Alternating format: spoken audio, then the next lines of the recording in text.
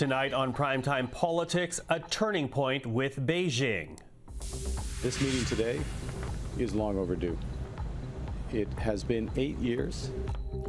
The Prime Minister sits down with Xi Jinping, a face-to-face meeting with the Chinese president as Canada looks to build partnerships beyond the United States. But what is the potential benefit for Canada's economy? What are the potential pitfalls? Coming up, we'll speak to Vina Nadjibulla from the Asia Pacific Foundation of Canada. And should Global Affairs call out the U.S. ambassador for reportedly delivering a profanity-laced tirade to Ontario's trade representative? We'll gather the Ottawa bureau chiefs. This is Primetime Politics. Hello, everyone. I'm Michael Serapio. Well, it was a 40-minute meeting that failed to produce a detailed trade deal or plan, but the Prime Minister is describing his meeting with Xi Jinping in South Korea today a success. The sit-down representing the first time Canada and China's top officials have met in years. Now, currently, Canada and China are caught in a trade dispute over EVs and agricultural products, but the two sides say their respective teams will try to find a way forward on those as Canada looks to expand trade beyond the United States, and Mark Carney accepts a personal invitation from Xi to visit China so that their talks can continue. This meeting today is long overdue. It has been 8 years since a Canadian Prime Minister has met with the President of China. We now have a turning point in the relationship, a turning point that creates opportunities for Canadian families, for Canadian businesses, and Canadian workers, and also creates a path to address current issues. So very pleased with the outcome of the meeting. Our officials are instructed to work at pace on issues moving forward. Well, to talk about Canada and China, we're now joined in studio by Vina Nadjibulla. Vina is a foreign policy expert, serves as Vice President for Research and Strategy at the Asia Pacific Foundation of Canada. Vina, welcome back. Thank you. Nice to see you again. Nice seeing you too. So here we have the Prime Minister, accepting an invitation to go to China to meet with President Xi. The date still to be determined. But let's begin our conversation by talking about the potential here, because obviously Canada is looking for an alternate trade partner, given what is happening with the United States. China presents itself being already this country's #2 trading partner. What does Canada have that People's Republic of China, PRC, actually wants? Yeah, so let's get some of our numbers clear, Michael, because people say China is our second largest trading partner, but it's only 3.8% of our exports, right? So 76% to the U.S., 3.8% to China. So yes, it's numerically #2, but there's a huge gap. But China is an important economic partner, and of course, it's also the second largest economy, and it's one of the most influential global powers. So therefore, having a constructive relationship with China, having dialogue with China at the highest levels is a good thing. So that's first point. In terms of what could we do more with them on, is there are sectors like energy, like oil and gas, LNG, where we could definitely be selling more to China.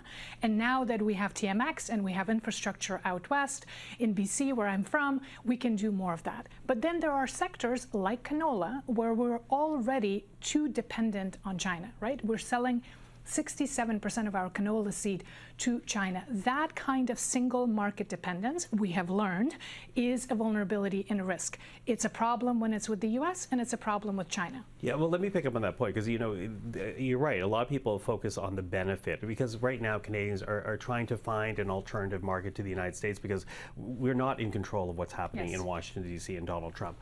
However, when you raise those things that the China PRC wants out of Canada, what is the risk? Because ultimately, when we're talking about China, we're not talking about a country that's a liberal democracy. We're not talking about a country that's a free market like our other G7 partners. So what is the risk of becoming too dependent, as you say, on the People's Republic?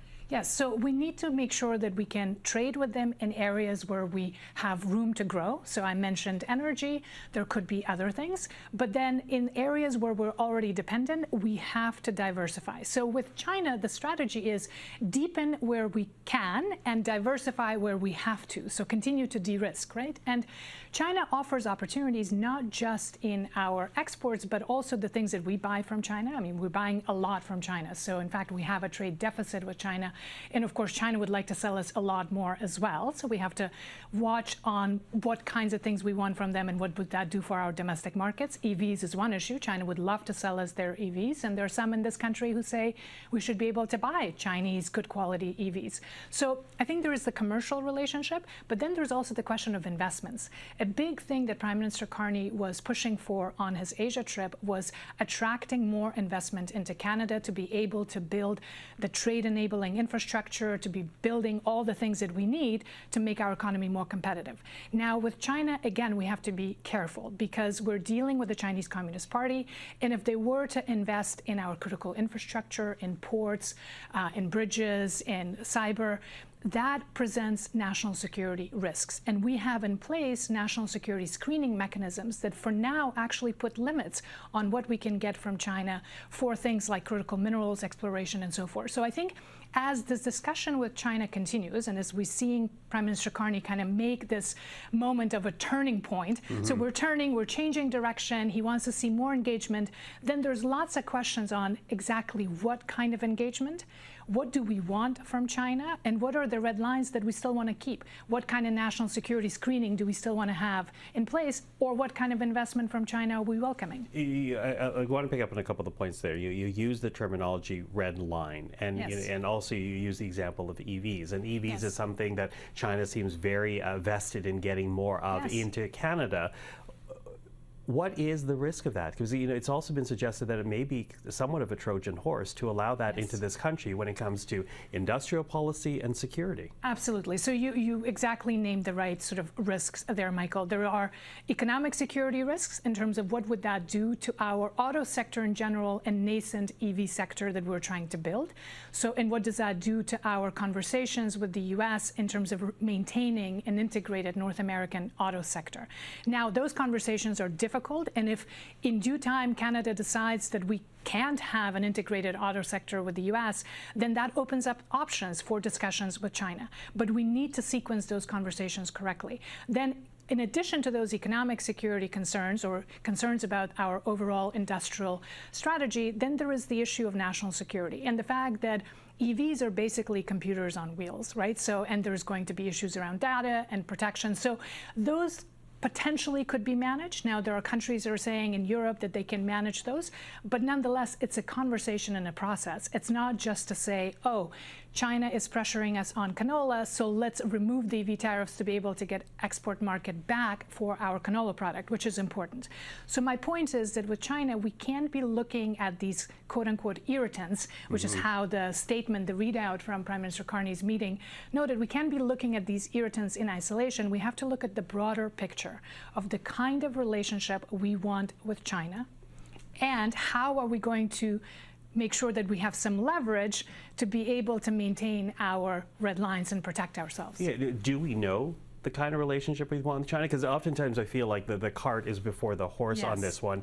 Because historically, when you look at it, even long before what happened with Meng Wanzhou and Huawei, this country has vacillated between yes, pursue trade with China versus be concerned about the human rights abuses and the security risks that China presents. Do we know what type of relationship we want? That is such a good point, and there's really been at least like 4 or 5 other resets with other prime ministers who sort of come in and say they want to have a new type of relationship with China.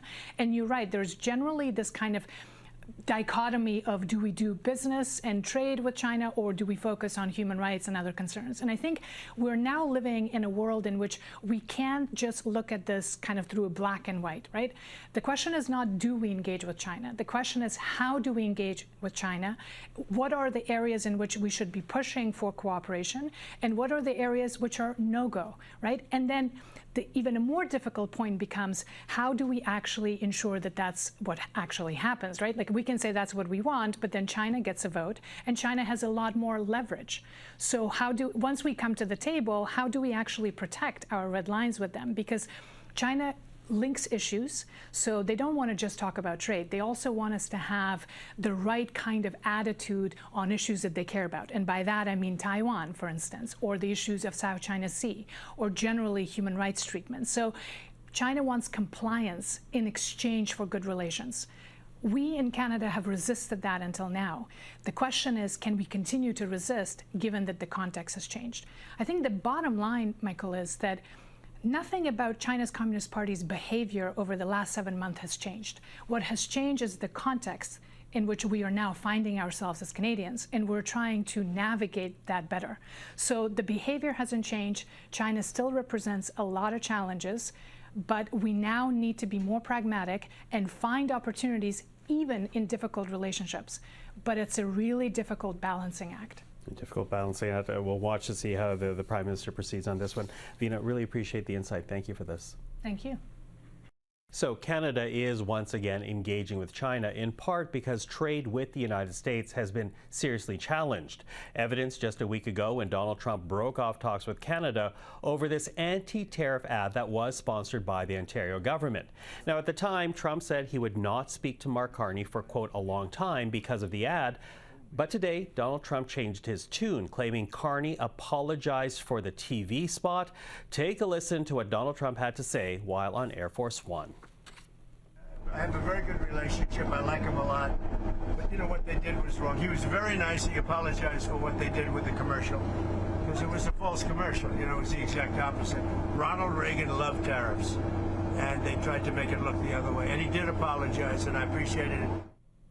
Now, at the time of this taping, the Prime Minister's office has neither confirmed nor denied the apology. We are following the story. Well, that supposed apology, from Mark Carney did come up in conversation with the bureau chiefs this week. A new episode of the podcast is out now, but our conversation actually began with the U.S. ambassador, who has become a subject of controversy, most recently for a profanity-laced outburst at a gala dinner Monday night here in Ottawa, as Ambassador Pete Hoekstra reportedly chewed out Ontario's trade representative for the anti-tariff ad that you just saw. Here now are Robert Fife from the Globe and Mail, Tonda MacCharles from the Toronto Star, and Joël-Denis Bellavance from LaPresse, the bureau chiefs. So, you know, it has been suggested that Global Affairs essentially issue a démarche to the ambassador calling out inappropriate behavior. Is there justification for that, Bob, as you were the first one to report on this story? Well, I think there is justification for doing it, but I don't think the government is going to do that with them. You know, this guy is a bull in a china shop, and he has had a reputation when he was in the Netherlands for a similar kind of behavior. And so, but it is, I mean, it's quite surprising that in a public setting that the ambassador would run into David Patterson, who was the Ontario representative, and then, you know, yell at him in all kinds of profanity about the fact that, you know, Canada, you screwed over these negotiations, we were doing very well, and now you've screwed it with this ad, and F this and F that. It really it sends a terrible, you know, he treats us like we're a colony and that we should just do whatever we're told. And, you know, contrast him with Kelly Craft, who was also, she was the U.S. ambassador during Trump's first term. She was also a big, strong supporter of Trump, but she handled herself with dignity, quiet diplomacy. Canadian officials and ministers who dealt with her said she was enormously helpful in getting the NAFTA negotiations concluded, even though, you know, she was representing American interests, but she was also tried to really help solve some of the issues that ended up benefiting Canada as well. But this guy is not like that. He's a little Trump MAGA guy with a bullhorn, and I think he's ruined all his credibility in this country. I can't imagine anybody in the government really wanted to deal with him anymore. Tonda, what do you make of the situation? I think that it didn't come as a great surprise to many of the officials on the province or the federal level who deal with the ambassador, his strong feelings about the state of the relationship, because he's been stating his concerns over and over, meetings public and private. And I don't think that to Bob's point about whether or not, he'll be reprimanded in any way, that will happen, because I think that the federal officials and Prime Minister Carney know that Mr. Hoekstra does speak for Mr. Trump, and so to reprimand him would be akin to reprimanding Trump. And given the status of our talks, which is to say there are none, none of any substance on trade, that they're not going to rap him on the knuckles. I think, however, I think we've discussed this many times here.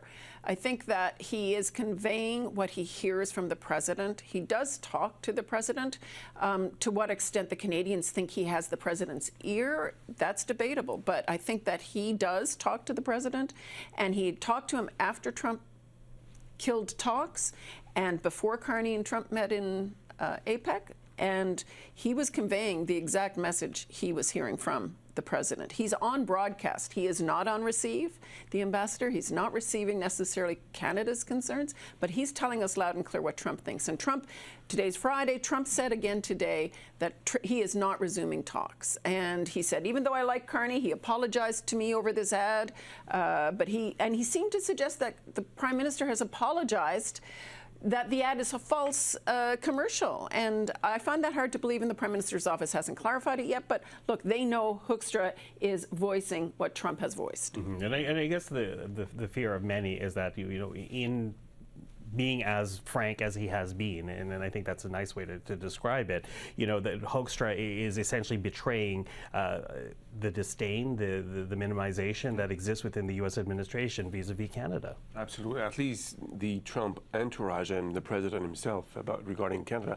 For Mr. Hoekstra, this is the third time that, he makes news for the wrong reasons, lecturing Canadians about the fact that we're not buying U.S. alcohol or taking out the U.S. alcohol from stores in Canada, or we don't cherish enough the U.S.-Canada relationship. Well, there's a reason for that, because we've been hit by tariffs, and Mr. Trump is threatening to annex Canada. So that's why he feels that he's not getting the kind of welcome that he should get from us. Well, it's culturally, obviously, but this is, like I said, the third time. Usually that would be enough for a reprimand, but what I'm told from GAC, Blue Global Affairs, they will not call him and try to serve him a notice that what his behavior is not acceptable, because, as Tonda mentioned, if we do attack him or reprimand him, it will be seen as a direct attack on Mr. Trump. So they don't want to, take that relationship to another bad level, as it is already very much difficult. Hard to imagine it can get much worse. Yeah, which I'll pick up on a bit, but I want to play. I guess it can. Well, let's hope Actually, it does it can. not. Yeah, it can. But listen, I do want to play a little bit of what we heard from Donald Trump, because you mentioned him saying that Mark Carney apologized for that anti-tariff ad. He said so in a comment made while he was on Air Force One. Take a listen right now to the U.S. president. I have a very good relationship. I like him a lot. But what they did was wrong. He was very nice. He apologized for what they did with the commercial, because it was a false commercial. It was the exact opposite. Ronald Reagan loved tariffs, and they tried to make it look the other way. And he did apologize, and I appreciated it. Now, I'm sure everyone here has reached out to the PMO to get a clarification as to whether or not that apology actually took place. But what we can say about it is that is the comment from Donald Trump 1 week after he said it was going to be a long time before he ever spoke to Mark Carney again. But now he says, oh, he's a good guy, he apologized. To me, it underlines just how difficult a moment this is for Canada, because the target keeps changing when it comes to our discussions with the United States. The parameters around that discussion keep changing, Bob.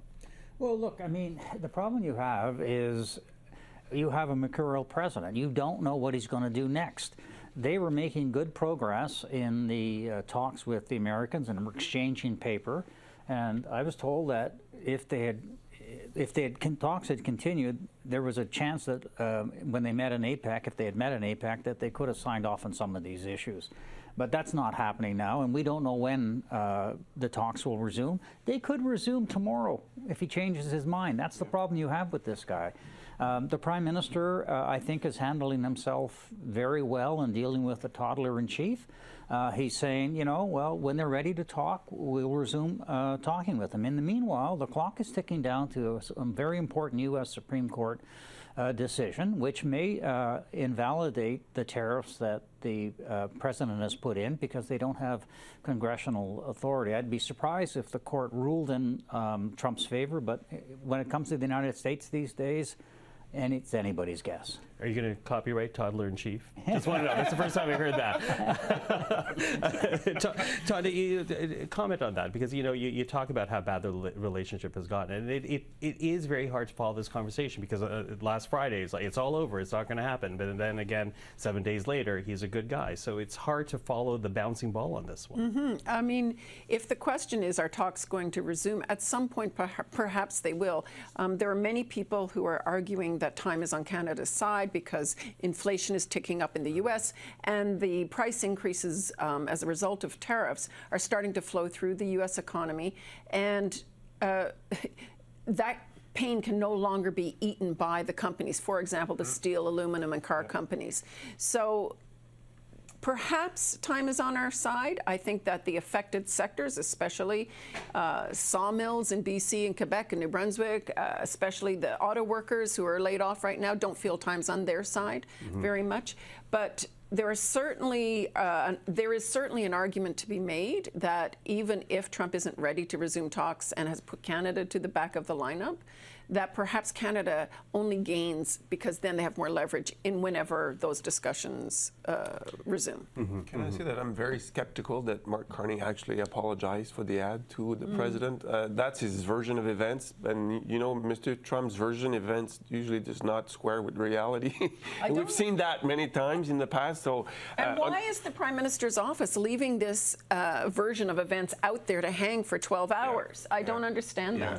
Because at the time of this taping, we're expecting Mark Carney to give a news conference at 2 a.m. early Saturday morning at this point. Yes. So. Can I pick up on what Tonda was talking about in terms of the rules of economics kicking in? And we are hurting right now, but time may actually go in our favor. 80% of aluminum, Canadian aluminum, is sold in the United States, 2.7 million tons. Yep. And they need that aluminum. They can't make it. They can't produce that aluminum, and it would take. They just don't have the electricity to do it. They just don't. It would take a decade or so to build it. They can't do it. In terms of steel, 6 million tons of steel is exported annually to the United States, and we buy 3.5 tons from the Americans. They don't have the capacity right now to fill that with their own domestic firms. The lumber, in the softwood lumber, we provide 25% of the lumber to the United States. The U.S. Home Builders Association says that prices could go up 15% because they don't have they would require them to have 70 new lumber mills to be able to make up that 25%, and they don't have the lumber to begin with. So all of this stuff at some point begins to bite at the American economy. If I may add on that point, LaPresse had an interview with the CEO of Rio Tinto that was published Friday. Very fascinating. The CEO said, we haven't changed anything, and it's pretty much business as usual. Why? We diverted some of our exportations to Europe, and secondly, as Bob mentioned, the U.S. has no capacity to produce what we have exported. So as a result, we ship them and they pay the tariffs on their side. So for us, we're making as much money as we used to. It's the U.S. that is paying the cost of this. So it's going to filter to. That's a recent thing, right? Yeah, but it's starting to shift. Starting to being felt in the economy. And starting to shift because it's not even been a year. Truthfully, it's not even been a year. So the pain points for the United States, it's immediate to us because it affects the tariffs applied to us affects immediately what we export. But it is making its way through the United States now. Bearing in mind, we're talking about what, 8 months since the swearing in. So 8 or 9 months since swearing in. And I'm told the critical next two semester will be very much quarters. The 2 next quarters. The 2 next quarters will probably hit harder than it has been so far. Yeah. In the United States, I mean. Okay, so we'll look at those trade numbers, but I want to bring up some other numbers right now because, yes, it's having an impact on the Canada-U.S. economy. It's also having an impact on Canada-U.S. relations, in particular how Canadians feel about Americans right now. Last week, Angus Reid put out a report last week that said 46% of Canadians think we now need to see the United States as a threat. And then this week, yesterday, Tonda, your paper shared an environic study that found only 36% of Canadians now view the United States as a friend. And I talked about that with Republican strategist Steve Schmidt. Now, he played a key role in the campaigns of George W. Bush, Arnold Schwarzenegger, and John McCain. I asked him for his reaction to the changing attitudes here in Canada vis-a-vis Americans. Take a listen to what he had to say. I think the United States has become a profound threat to Canada in the administration of Donald Trump. You have an American president that degrades the United States' most important ally, insults its prime minister, insults the premiers of its provinces, talks about territorial expansion. Okay, again, that's Steve Schmidt. And so you have a Republican strategist agreeing, the U.S. is a threat to our country now. You mentioned Kelly Craft. I wasn't here in the first Donald Trump term. But I can't recall a time when Canada-U.S. relations were this bad. And I just wanted to quickly go around the table to get your measure of it. I keep thinking about, not only my professional life, but my life here in Canada growing up. I can't imagine a time that's been like this. No, we've had times during when John F. Kennedy and John Diefenbaker, they had disputes over missiles, and we've had that cruise missile debate when Ronald Reagan was here, and Trudeau was going to allow cruise missiles, but it never anything like this. And our thanks there to Robert Fife, Ottawa Bureau Chief for the Globe and Mail, along with him, Tonda MacCharles, Ottawa Bureau Chief for the Toronto Star, and Joël-Denis Bellavance, Ottawa Bureau Chief for LaPresse. And what you heard is part of our new podcast from PrimeTime Politics and CPAC. It's called The Bureau Chiefs with Michael Serapio. New episodes will drop each Friday that PTP is on air. You can get the latest episode right now. Well, getting back to the U.S. Ambassador, Fen Hampson is a professor at Carleton University's Norman Paterson School of Public Affairs, and he firmly believes that Pete Hoekstra should be given a démarche for his actions last Monday. Take a listen. This isn't the first time that, the ambassador has, been overtly hostile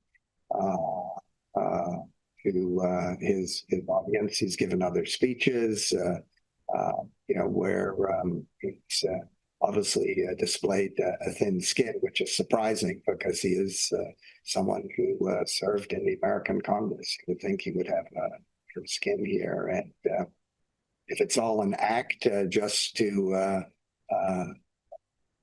make his boss happy, the President of the United States, I think the message is that it's not working. It's counterproductive. It's damaging to relations, and we shouldn't take this lying down. I mean, can you imagine if our ambassador to Washington, Kirsten Hillman, engaged in that kind of behavior with an official of, let's say a major state in the United States, California, state of New York, or Florida for that matter, using profane language, you can bet your bottom dollar that she will be hauled on the carpet by officials in the State Department who just don't behave that way. I think, Canada needs to send a firm, quiet message that, this kind of behavior simply is not on. I mean, it's unprofessional. There's no other word for it. And our thanks there to Fen Hampson, and a correction on my part. He is with Carleton University School of International Affairs. The full interview can be found on our website and on our YouTube channel. Well, that is Primetime Politics for this Friday. I'm Michael Serapio. For everyone here at CPAC, thank you for watching. Primetime Politics is back on Monday. Until then, have a great weekend.